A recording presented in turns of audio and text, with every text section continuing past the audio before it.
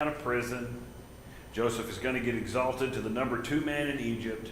And people who have been reading through the Joseph story, trying to find the silver lining, trying to figure out the blessing, the good, happily ever after ending, are going to get to Genesis 41 and say, ta-da! This is exactly what we were waiting for. This is God doing all things for the good of those who love Him. This is, I know the plans I have for you, declares the Lord, plans to prosper you and not to harm you, to give you a future and a hope. And so people want to read Genesis 41, and they want to put a little bow at the end of it and say, and Joseph lived in Egypt happily ever after. You'll know, of course, there are 8 more chapters in the book of Genesis after Genesis 41. Genesis 41 is not the end. It is not the happily ever after.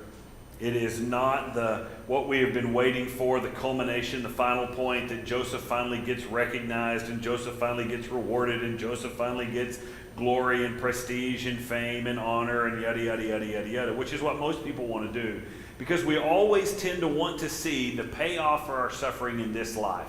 And so we're always looking for some sense in which it all ended well and we can roll the credits and walk off saying, so-and-so got what they deserved. Hallelujah, what a happy story. And so Genesis 41 is what I like to call Joseph's misunderstood exaltation. I would ask you again, we actually talked about this back when we started with Joseph. And we talked about this entire Joseph story.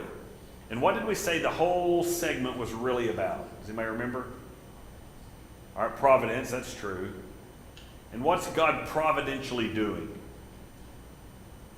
We said that Joseph is not the main player. Certainly most of the chapters are about his story, and the narration has followed him, but he's not the main player. What'd you say? Judah. So what was the point of these final chapters? You remember? What's God doing?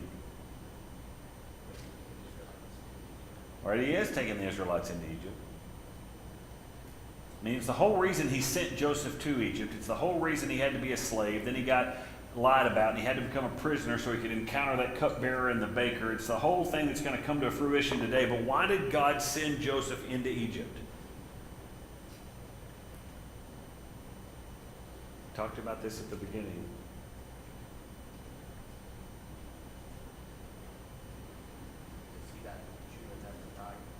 All right, what'd you say? Say it louder. See that he never died. I thought you just said it. To make Judah see that Joseph never died. Okay, you're tracking a little closer now. The whole point of what's going on here, if you'll remember, is to save Judah. Remember? And we talked about all that Judah wasn't worth saving. Judah was a thug. Judah was visited prostitutes. He lied to his daughter-in-law. He actually committed incest. He was going to have his daughter-in-law burned for the same sin that he committed. He's the one that came up with the plan of selling Joseph to those traders. Judah is not a good guy. Why is God saving Judah?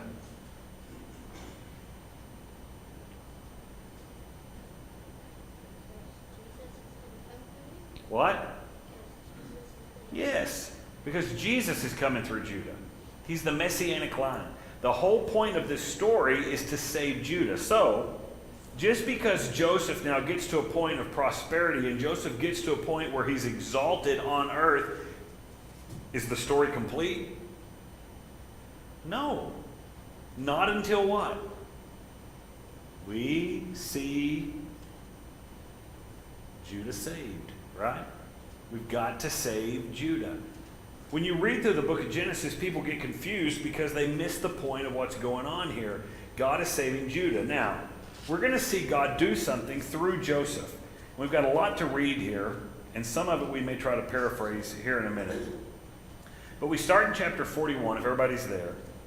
And we'll paraphrase a little bit, the first 7 verses. Pharaoh has a dream. First, I want you to see verse 1. It says, it happened at the end of 2 full years. How long did that chief cupbearer forget Joseph? Yeah, just like that. It's a long time to be forgotten in prison, right? It's a long time to just continue to rot there. It must definitely feel to Joseph like God isn't doing anything, like you've just been abandoned. You're just stuck there in prison 2 full years. But after 2 full years, Pharaoh has a dream. And the dream is like this. He saw 7 fat cows come up out of the Nile. Big fat cows eaten in the marshland. And then he saw 7 skinny, ugly, bony cows. And those 7 skinny cows ate the fat cows. And they still looked skinny. It didn't make them fatter at all. They just gobbled them up. And it looked the same. And then he had another dream. He saw 7 big, plump, full ears of corn. And then he saw 7 withered, scorched, just, scrawny ears of corn. And the scrawny ears of corn sprouted up after and swallowed up the fat ears of corn. And then they still looked scrawny. And Pharaoh woke up. And when he wakes up, Pharaoh, it says in verse 8, in the morning his spirit was troubled. So he sent and called for all the magicians of Egypt and all its wise men, and Pharaoh told his dreams, but there was no one who could interpret them to Pharaoh. So Pharaoh wants to know, what do these dreams mean? And he asks every wise man he can find in Egypt, and nobody can tell him what he means. So guess what happens at this point? The cupbearer. 2 years ago in prison, I ran across a guy. And I had a dream, and the baker had a dream, and he interpreted them, and he got them both dead right. He said the baker was going to be beheaded, and he was, and he said I was going to be removed, I was going to be brought back to serve you, and I am.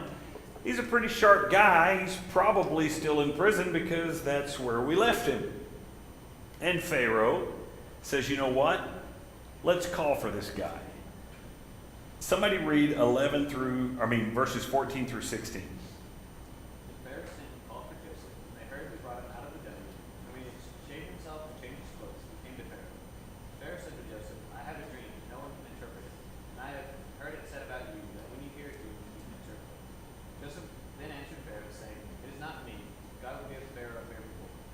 All right. So Pharaoh says, well, go get me this Joseph. So Joseph comes out of the prison. He takes a bath. He shaves. He changes clothes. And he comes before Pharaoh. And Pharaoh tells him what he told all the other wise men. I had a dream. No one can interpret it. I've been told that if you hear a dream, you can interpret it. And Joseph says what? Nope. I can't. And you can imagine the cupbearer, if you've seen the VeggieTales version, the cupbearer takes and hides behind somebody at that moment. Like, oh no. He says, it's not me. But what does he say? God does. Now, this is consistent with Joseph, isn't it? No matter where he's at, he's always making sure that everybody understands who is doing this. Joseph is very good about keeping perspective. God is the one that does it. And so Pharaoh then says, okay, here's my dreams. And he tells him those dreams I just told you about the fat cows and the skinny cows and the fat corn and the skinny corn. And he says, what do these dreams mean? Nobody can explain it to me. Then we get down to verse 25. And in verse 25, Joseph said to Pharaoh, Pharaoh's dreams are one and the same. The 7 good cows are 7 years, and the 7 good ears are 7 years. The dreams are one and the same. The 7 lean and ugly cows that came up after them are 7 years, and the 7 thin ears scorched by the east wind will be 7 years of famine. It says, I've spoken to Pharaoh. God has shown to Pharaoh what he's about to do. Behold, 7 years of great abundance are coming in all the land of Egypt, and after them 7 years of famine will come. And all the abundance will be forgotten in the land of Egypt, and the famine will ravage the land. So the abundance will be unknown in the land because of that subsequent famine, for it will be very severe. Now, as for the repeating of the dreams to Pharaoh twice, it means that the matter is determined by God, and God will quickly bring it about. So what did the dreams mean? They both mean the same thing, and what do they mean? All right, you're going to get 7 years where, the crops are going to boom. You're going to get lots of produce. You're going to have big-time cotton and big-time wheat and big-time oats and corn and you name it. You're going to just bust at the seams. But after 7 years of good crops, what are you going to get? Famine. And the famine is going to be so bad that 5 or 6 years into the famine, you're not even going to remember what the good years were like anymore. Yeah, it's just going to be so, you're not even going to remember what it was like to have bumper crops. It's just going to be so bad that you're just going to forget it. And so he says, and by the way, God told it to you twice because he is determined. God is going to do this. So who's the author of all this? God. God's told you what he's about to do. He's about to send feasting, and then he's about to send famine. And so Joseph then gives Pharaoh some advice. This is kind of stepping out on a limb here. But he says, here's what you need to do, Pharaoh, verse 33. You need to look for a man discerning and wise and set him over the land of Egypt. Let Pharaoh take action to appoint overseers in charge of the land, and let him exact a fifth of the produce of the land of Egypt in the 7 years of abundance. Then let them gather all the food of these good years that are coming, store up the grain for food in the cities under Pharaoh's authority, and let them guard it. Let the food become as a reserve for the land for the 7 years of famine which will occur in the land of Egypt, so that the land will not perish during the famine. So what does Joseph tell Pharaoh he ought to do? You need to save it up. You need to find somebody and put them in charge of saving it up. But how much of it should you save? How much is a fifth? 1 out of 5, yeah. So you get 5 buckets of wheat out of your field. What do? Take 1 bucket and you go store it. And for every 5 buckets, you go store 1, right? And you just hoard it up. I mean, you store all the wheat, you store all the corn, you store all the cotton. 1/5 of it, just store it. If you got to build silos, if you got to build barns, store it up and prepare, because there is a famine coming. And so Joseph says, this is what you should do. Well, you see in verse 37 that Pharaoh, the proposal seemed good to Pharaoh. He said, that makes sense. And then he says in verse 38, can we find a man like this in whom is a divine spirit? Anybody got a better recommendation than Joseph to be the guy? Nobody does. So Pharaoh said to Joseph, since God has informed you of all this, there's no one so discerning and wise as you are, you shall be over my house, and according to your command, all my people shall do homage. Only in the throne I will be greater than you. Pharaoh said to Joseph, see, I've set you over all the land of Egypt. Pharaoh took off his signet ring from his hand and put it on Joseph's hand and clothed him in a garment of fine linen and put the gold necklace around his neck. And he had him ride in his second chariot, and they proclaimed before him, bow the knee, and set him over all the land of Egypt. Moreover, Pharaoh said to Joseph, though I'm Pharaoh, yet without your permission no one shall raise his hand or foot in all the land of Egypt. Then Pharaoh named Joseph Zaphanath-Paneah and gave him Asenath, the daughter of Potiphar, priest of On, as his wife. And Joseph went forth over the land of Egypt. So what does Pharaoh do for Joseph? All right, king without calling him king. Number 2 guy, right? I mean, everywhere you go, they're going to bow to you. I'm giving you full authority. Do whatever you want. I'm ahead of you. I'm king. You're right under me. You're in charge. Everything you touch seems to prosper, so you're in charge. Now, have you ever seen anything like this in Joseph's life before? Yes. Every single time Joseph goes anywhere, the same thing happens. What happened when he was a slave in Potiphar's house? You're the number 1 guy in the house, right?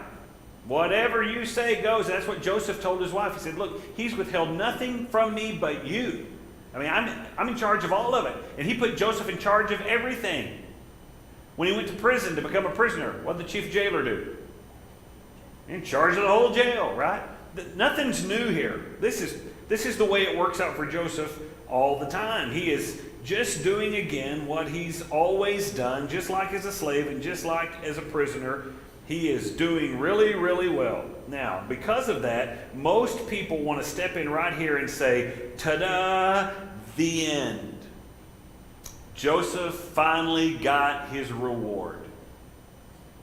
I'm going to read you a story about a lady. Her name is Helen. Helen is a concerned mother. She has a son named Christian who keeps her on her knees. She is frequently called upon the elders of her church to pray for her boy. Christian was always a talented, handsome young man. He went to a great university, earned an impressive degree, and landed a great job. Whatever he touched seemed to turn to gold. However, his pursuits came with a price. Christian ended up working for a company whose moral reputation was less than desirable. He also moved quite far away from home to another country, in fact. He never went to church. He never saw his family, not even for holidays. Eventually, he even started to go by a different name. Nobody knew him as Christian. His friends called him Darwin because of his ability to thrive in their survival of the fittest company culture. Eventually, Christian married an unbeliever, the granddaughter of one of the founders of the company. They had a couple of kids, but Helen never got to see them. She had never even seen a picture of her grandsons. She did know, however, that they had never seen the inside of a church. Needless to say, Helen was heartbroken. Now think about the story for a second. because that's Joseph's story.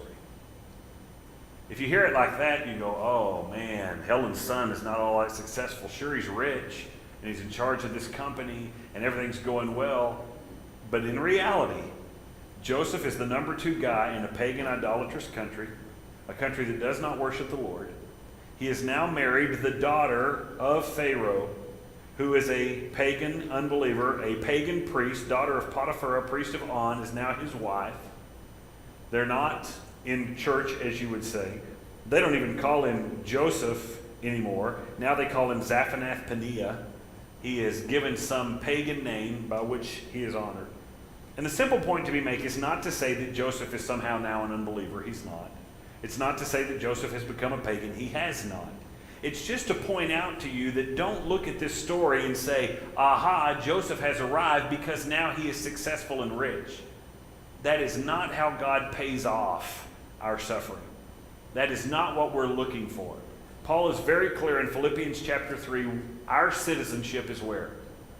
In heaven. And from heaven we look for the reward. We're not trying to get a payoff here. That's what we call the prosperity gospel, where they think if you live obedient enough and you do good enough that God will reward you with riches and wealth and success, prosperity, health, advances. You know, this is what you're going to get if you watch Joel Osteen. You get a promotion, you get rich, because that's the evidence of God's favor. And so people want to read this story and see, God is blessing Joseph. No, God is using Joseph. God is placing Joseph where Joseph needs to be. And Joseph needs to be the number 2 guy in Egypt, just like he needed to be a prisoner, and just like he needed to be a slave, and just like he needed to be a hated brother. It's all part of what God's doing in his life. The only difference is, from a worldly perspective, we would say this is good and the other 3 were bad. But the reality hasn't changed at all. It's God putting Joseph where Joseph needs to be. That's all this is. It's not about being rich. It's not about being successful. That's not the payoff. Joseph is still a slave. He is under Pharaoh's command. I know Pharaoh's honoring him, and I know Pharaoh's saying everybody bow the knee to you, and I know Pharaoh says I'm only above you in title, and I know Pharaoh says nobody can do anything without your permission, and I know Pharaoh's given him this new name, and Pharaoh's given him a wife and all of that, but let me ask you, come year 8, if that famine doesn't show up, what's Pharaoh going to do to Joseph? Same thing he did to that baker, right? You're false, you're phony, you've been here living off of my food, living off of my reputation.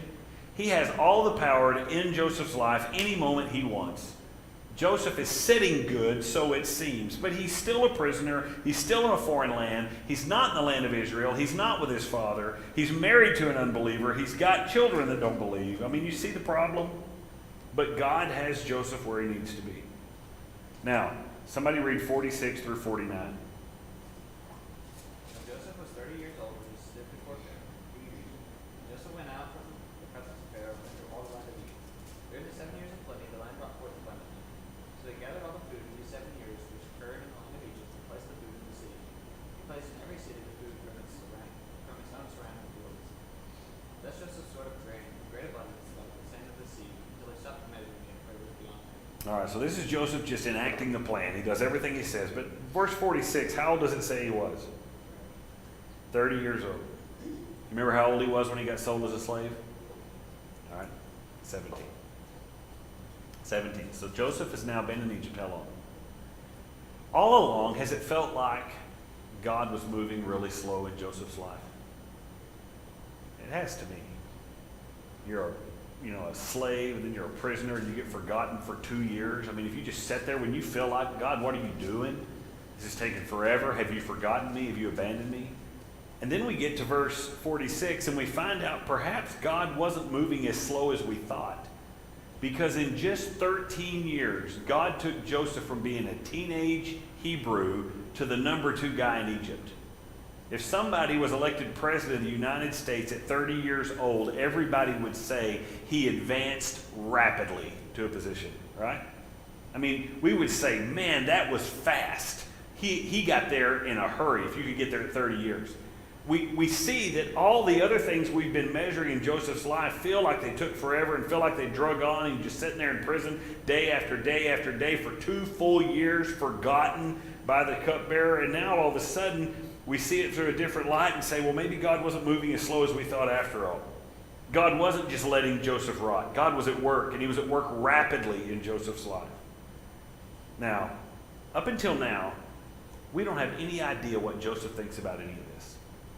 We haven't been given, there's only been one verse really that's given us any insight at all. And that's when Joseph interprets the dream of the cupbearer. What does he tell that cupbearer? Remember me, tell Pharaoh I shouldn't be here. And that's really the only insight we've been given into Joseph at all. We haven't heard him complain. We haven't heard him murmur. We haven't heard him curse or gripe or anything.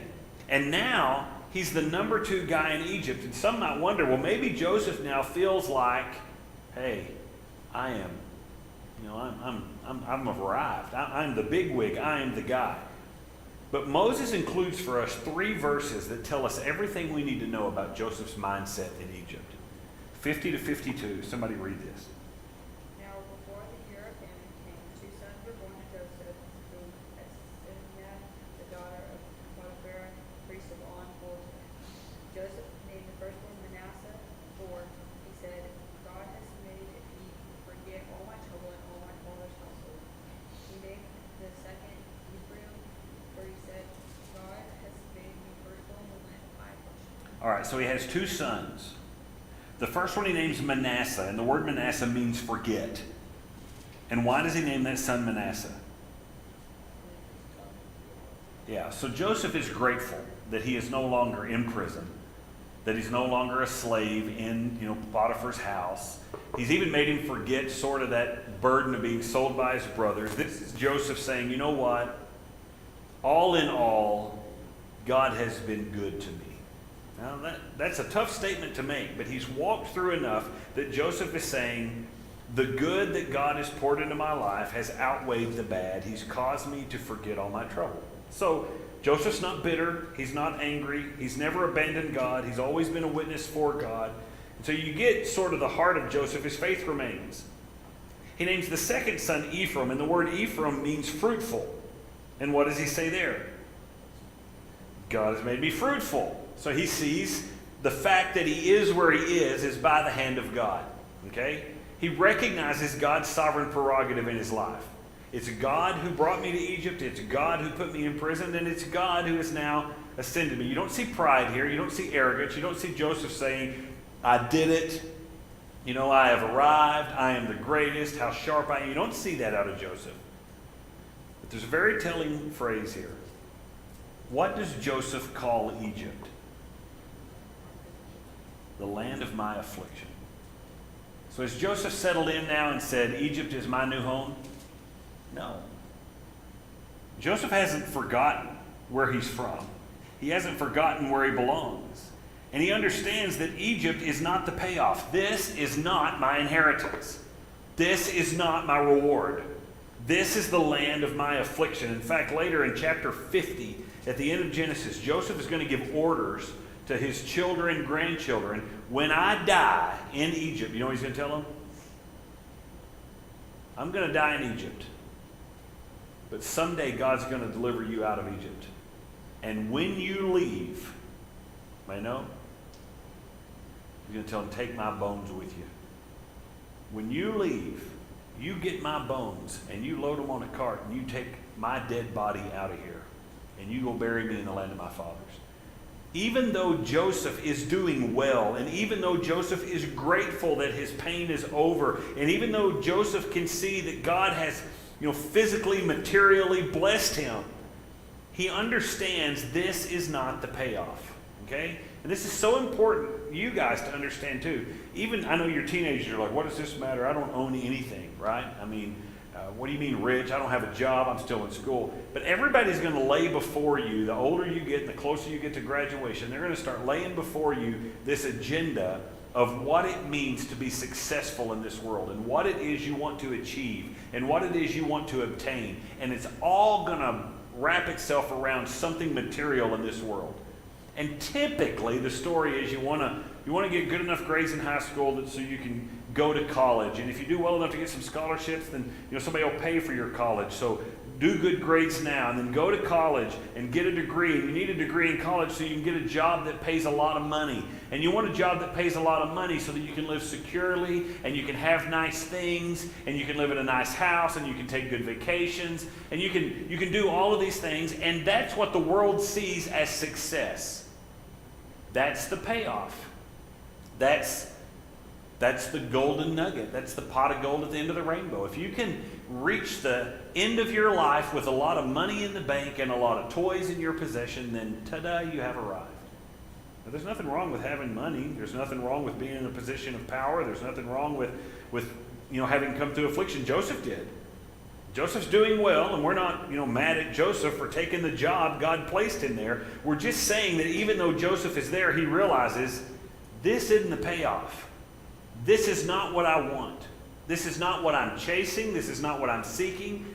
There is a bigger inheritance for me, and it is beyond what I will ever get in Egypt. And this is what you understand. God has an inheritance. When we sang that last hymn tonight, God has an inheritance for his people, and it is not obtained here. Whether you're rich or poor, it's not here. Everything you have here, you will leave here. It's going to stay here, and it's all going to burn. The only thing that's going on is your soul, right? Joseph's bones. That's what's moving on. It's the only thing that you'll take. And that's where the inheritance is. So Joseph now, you see his heart in all this. He is grateful. He is humble. But he understands this is not my reward. This is not what I was shooting for. Well, in verse 53, you see Joseph's role. It says the 7 years of plenty came, and they came to an end. And then the 7 years of famine came, just as Joseph had said. And there was famine in all the lands, but in all the land of Egypt there was bread. So when all the land of Egypt was famished, the people cried out to Pharaoh for bread. And Pharaoh said to all the Egyptians, "Go to Joseph. Whatever he says to you, you shall do." And when the famine was spread over all the face of the earth, and Joseph opened all the storehouses and sold to the Egyptians, and the famine was severe in the land of Egypt, the people of all the earth came to Egypt to buy grain from Joseph, because the famine was severe in all the earth. What you have now is God has set the stage. Okay? God has now created the scenario. God did this. You now have Joseph in a position where he can save the rest of the earth. You see that? Joseph didn't put himself there. God put him there. The way God put him there, as we backtrack, that was pretty impressive. It's hard to see what God's doing when you're being sold to a slave caravan and you're in some cage and they're walking you to Egypt. And it's hard to see what God's doing when the owner's wife, Potiphar's wife, is falsely accusing you. And it's hard to see what God's doing while you're rotting in prison, forgotten for 2 years. It's hard to see. But now, through the rearview mirror, we can look back and see what God was doing in Joseph's life. He was bringing him to a position where Joseph now was able to reach out and save people from all over the earth. And that's good, because I told you also at the beginning of this segment, there is an enemy brewing in this story. You remember what the enemy was? What? Famine. Famine is the enemy. Famine's always the enemy in Genesis. And why is famine the enemy? Do you remember? Do what? Okay, no. I was trying to find a way to make you sound partially right, but it was terribly, terribly wrong. Famine. Where's it come from? When Adam sinned, what did God tell him? I'm going to curse the ground. By the sweat of your brow you'll bring forth food. Food isn't coming easy. And every time famine shows up, it is a direct reminder of the specific curse laid upon Adam. It always is. Famine is the enemy. Famine is what is there to kill. Famine is here because of sin. And so the famine is the enemy, and you have Judah now, who is, you'll see, is going to languish under this famine. And God has put Joseph now in a position, nobody even knew what was going on. All their motives were evil. All their motives were bad. Nobody cared about Joseph. Nobody saw him as the potential deliverer. Nobody. But God has been at work this whole time to put Joseph right where he needs to be. And now he's in a position where he can actually be used of God to save Judah. All that we've been reading was God setting the stage. So to that now, I just want to bring a little bit more perspective to this story. Sometimes we understand that when we suffer, we don't know what God's doing, but we do understand God's doing something. I mean, especially if you've been in church and you've studied the Bible enough to understand that God sanctifies through suffering, that God, cleanses through suffering, that God sometimes shows his glory through suffering. And so sometimes when we suffer, we may not realize exactly what God's doing, but we know God's doing something.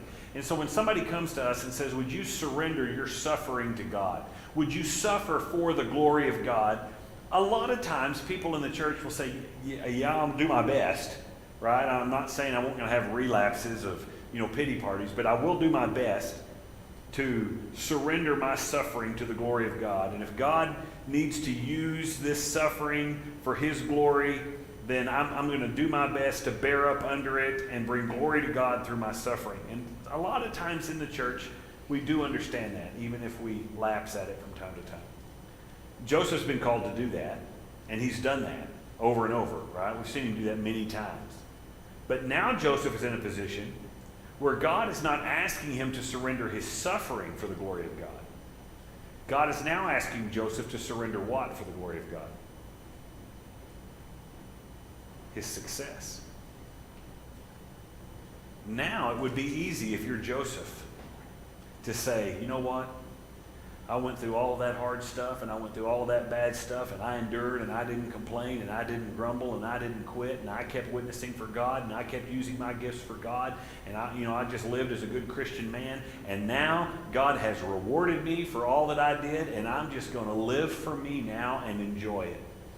And that's a tragic mistake. It's a horrible mistake. Joseph now, having yielded his suffering to God, is now expected to yield his success to the glory of God. God didn't place you here, Joseph, as a reward to you because you were a good prisoner. God placed you here, why? To save Judah. God didn't put you here because you proved yourself in this position and says, oh, well, you did so well, I just felt like you needed to be rewarded. Do you understand it was God's design that Joseph was a slave? It was God's design that Joseph was a prisoner. And it's God's design that Joseph reigns in Egypt. But all of them are so that he can fulfill the calling God has in his life. Anybody remember the story of Esther? Anybody know the story of Esther? I mean, if your kids didn't watch enough VeggieTales growing up, go get the VeggieTales Esther. Somebody tell me the story of Esther. Something you know about Esther. Oh, man. Y'all's mamas are hanging their heads in shame over here right now. I'm not even looking at them. Tyler, do you want to ask your mama for help? Yeah. Okay, ask her. What? No, you got to say, Mama, will you please help me? Mom, Mama. Mama, will you help me? Oh, looky there. Yeah. Okay, so Esther. Her real name is actually Hadassah. She's a Hebrew girl, and her parents are dead, so she lives with her uncle named Mordecai, and she lives in Babylon because the children of Israel, due to their sin, have been exiled to Babylon. So she lives in a foreign land. And actually, at this point, Babylon's not even in charge anymore. The Persians and the Medes have already conquered the Babylonians, so she actually lives in Persia. And while she's this young Jewish girl named Hadassah in Persia, the king of Persia decides, I want a wife. And so they do basically Persia's Got Talent, and they bring out all the eligible Hebrew girls. And they bring them out and just sort of, look at them. And they're like, hey, yeah, I like that one. She's cute, right? I bet she can cook, that sort of thing. And the king of Persia lands on this Hadassah and says, she's the one. That's the one I want to marry. So they bring this Hadassah in. They change her name to Esther. That's what they call her. And she becomes the wife of the king of Persia. Well, she goes from being literally a slave in the land of Persia, because that's what they were. They were a conquered people, to becoming the queen of all Persia. And while she's there, there's a guy that works for the king, and his name is Haman. And Haman hates the Jews. And Haman's sole objective in life is to kill all the Jews. And so he tricks the king into making a command that if anybody prays to anybody but you got to kill them. And so he sets up the Jews. They go and pray, and Haman says the Jews have to die. And they're fixing to open up the slaughter. Basically just say, anybody that wants to, if you find a Jew, just treat them like a cockroach and you can kill them. Well, it's at this point that Esther's uncle, Mordecai, comes up to her and says, Esther, you got to do something. You got to go talk to the king. Now, she says, I can't go before the king. He's got to invite me. I don't just walk into his presence. He's like, I'm sorry, you got it. You got to go before the king, and you got to tell him what's going on, and you got to put a stop to this. And the king's like, Esther's like, I can't do it, I can't do it. And then Mordecai makes this statement to Esther. And everybody is familiar with this statement about Esther. Somebody want to help me out? We're born for such a time as this. That's right. Peggy was just chomping at the bit. She couldn't wait. Yeah. Mordecai tells her, who knows that you were born for such a time as this? Do you think it was a mistake, Hadassah, that you just happened to become queen of Persia? That because you were such a good little servant, God determined to reward you by making you the queen, and so now you just get to live in comfort while the rest of the Jews suffer? You think this was God just blessing you for your obedient life? And what's the answer? No. Where you are is not an accident. God placed you where you are for such a time as this. Now, this is where we talk about providence. Where are you in life? Okay? And you say, well, I haven't arrived yet. I'm just a junior high student in Spur. Or I'm just a high school student in Jayton. Or I'm just a homeschool kid, right? I'm still waiting for what God's going to do in my life. Do you suppose it's a mistake you are where you are? I mean, God could have had you born 10 years earlier where you'd already be out of school now. But he didn't. God determines our times and the boundaries of our habitation. And you say, well, I'm poor or I'm rich or whatever. Or maybe you look across the room and you see people over here who have gone through school and they've had jobs, and maybe some over here are rich, and maybe some are poor, and maybe some are funny, and maybe some aren't. I don't know. And you say, why are they like they are? And you say, well, the rich ones, God clearly likes the rich ones better, right? They just lived a better life, right? They were a little more agreeable, and so God made them rich. And there are some people who are healthy, and that's because, God's honoring them for coming to church a lot, and so now they're healthy. And the ones that don't have much money, well, they weren't listening in church, and God knew it, and so they don't get much money. And the ones that are sick, well, they obviously sinned somehow, and so God's punishing them. Do you understand that all of that is just a load of bunk? If you're in prison, why are you in prison? God put you there. If you're number 2 in Egypt, why are you number 2 in Egypt? God put you there. If you're in junior high in Spur, why are you in junior high in Spur? God put you there. If you're in high school in Jayton, why are you there? God put you there. This is not a mistake. Does that mean that you're somehow bound? Oh, well, I can't leave. No, I'm not saying that either. You may not know why God moves you where he moves you, but the point is, you are where you are today because God put you there today. And do you suppose God put you there and he's like, I don't know what I'm going to do with them now? He has a plan, right? He is doing something. Now, he may be moving you, using the circumstance you're in to move you, but it's not a waste. It's for such a time as this. This is what you see now. We get the luxury of looking at 13 years of Joseph's life. And we get to see it, just like that. But do you see now, as you look back over Joseph's life, the providential hand of God? I mean, none of it was a mistake. None of it was an accident. God specifically traveled this guy right where he needed to be, to see the people he needed to see, to have the encounters he needed to have, to prepare him to be ready for this very moment, right? Now God's going to use him to save Judah. But are we to assume that God hasn't used him up until now? I wouldn't say that. Do you think he made a mark on Potiphar's wife whenever he wouldn't sleep with her? I bet she made a difference. I'm not saying she repented. I'm not saying she ever got saved. But do you think it made a difference to see his stand? Do you think it maybe affected some of the other house servants? Do you think some of the prisoners were impressed by Joseph's upbeat attitude and faithfulness to God? Do you think he made a difference to the cupbearer or the baker when he told them that God could interpret their dream? Do you think he made a difference to Pharaoh when he said God's the one that'll interpret what's going on? Do you think he made a difference in his brothers because they even remember later in life how bad it was what they did to him? God's been using him all along, personally in people's lives. And now God has maneuvered him to the place where he's going to use him for a really, really big thing. This is why I want you to understand providence. Do not go through this life expecting that if I do good today, God will bless me with earthly riches tomorrow. He may not, because he may not want you rich. That may not be where he's sending you. He may want you poor. And if he wants you poor, it's because he's going to use you in your poverty for his glory and his kingdom to save. You got to get all of these ideas of human, success out of your mind. Success is serving and trusting God wherever you are to do whatever he's placed before you, and understand his providential hand will lead you where he wants you. You see that going on, and now you're about to see God is beginning to work to save Judah, because through Judah is coming Jesus, and Jesus will save us all. Does that make sense? Make sense, Gage? Okay, very good. All right, any questions? None? Coda's like, please end it. I'm so sleepy. I see it over there. You hadn't fooled me. You're like, don't tell that in front of my mom. Is she going to whip you now when she gets home? Probably. You expect that would be providential, wouldn't it? A whipping, it would. For the glory of God. All right. Quincy, you start us, and then Coda can go second. We'll weave around in prayer.